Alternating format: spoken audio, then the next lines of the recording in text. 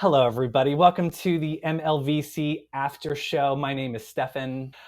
For the After Show today, we have writer Marc Andrews, whose new book, Madonna Song by Song, is out right now. Hey, Welcome to the there it After is. Show, Marc. Oh, there it is. Product placement, shoppers.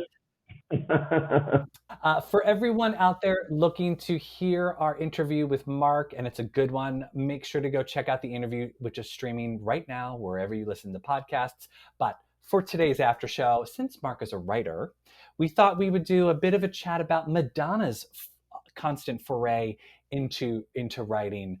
What do you think, Marc? Are you up on Madonna's? I have to say, like a lot of people, poo-pooed the sex book, and I think Dita did a decent job of writing dirty poetry, basically. I have to say, and let's not also forget, Madonna has written all her lyrics, and lyric writing, they're some of the greatest lyrics of all time.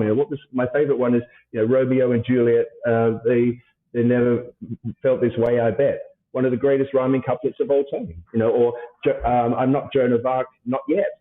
I mean, there's amazing lyrics that Madonna has come with up through the years. So, that's also Madonna as a writer. Let's not forget, besides, writing movie scripts and writing books or children's books. So she's a great writer. But like any great writer, you need to have people around you who can say yes and can say no and can guide you into where you need to be. That's why we have editors, and why sometimes it is good to have people who tell you, actually, maybe you need to do this instead of that kind of thing, and like you have A&R people at your record company who can say, you need to do this, you need to do that. I think, to be honest, that's one of the big problems with those last three Madonna albums, the Interscope years. She just didn't really seem to have anyone who said, you know what, you don't do that, we need to do this. And she had that at Warner, I think.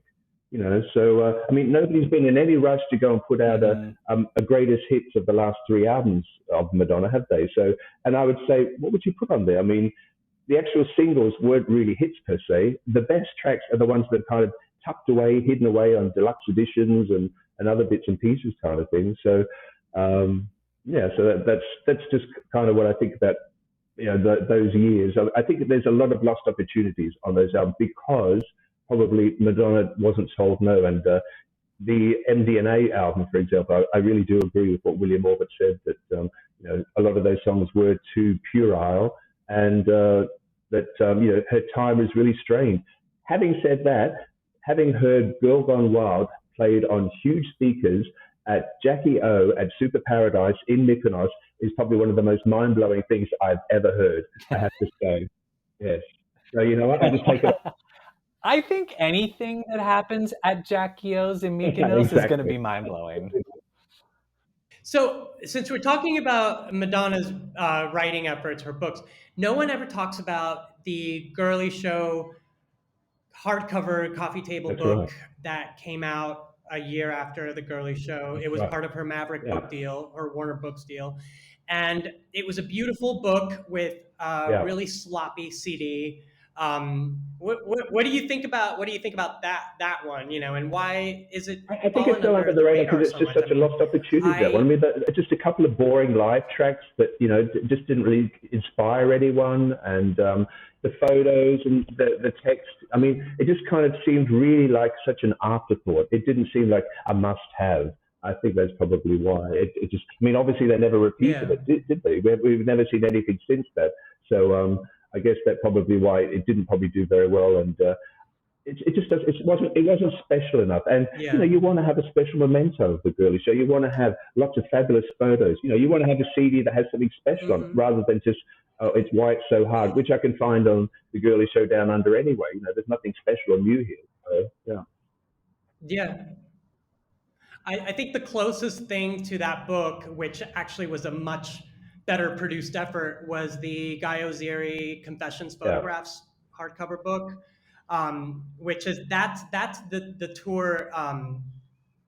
That's the tour chronicle that we wanted. Exactly. To see. So there could be so much more that could have been done. That's the thing. So maybe we'll get another special edition of that book, or something maybe that book will be packaged together with the erotica realm or something for the 30th anniversary. I mean, that material is all just sitting there and nothing's happened with it since, in 29 years now. So let's hope it doesn't just go to waste, basically.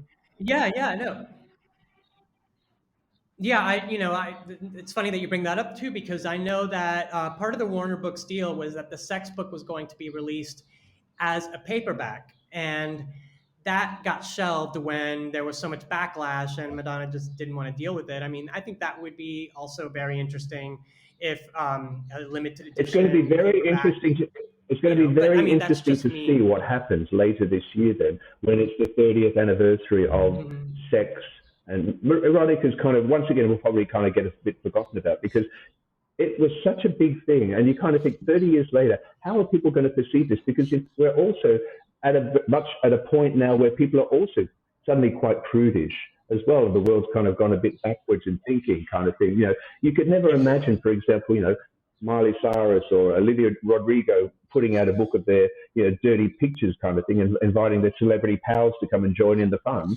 That just would never happen, kind of thing. Ariana Grande would run a mile if she thought of that kind of thing. But Madonna did. How is the world going to react 30 years later to that now? How are we going to look back at the legacy of sex? That's going to be really fascinating, and what that brings up, I think, later this year. Yeah.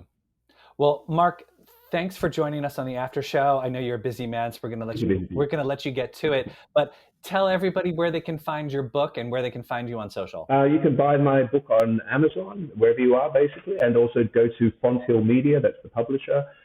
They have it available to buy on their website. And if you want to find me, look for me on Poptastic Smash Hits, which is on Facebook. That's probably the best place to come and look for me, and find lots of fabulous Madonna stuff as well if you're interested. And remember, everyone, you can find us on Twitter and Instagram at MLVC Podcast. If you want, donate to the show at Venmo at MLVC Podcast, or think about becoming a subscriber to help keep the show going. Patreon.podbean.com/MLVC Podcast. Marc, thanks for joining us. Enjoy the rest of your day. Tony, always a pleasure to see you. Thanks, guys. Bye.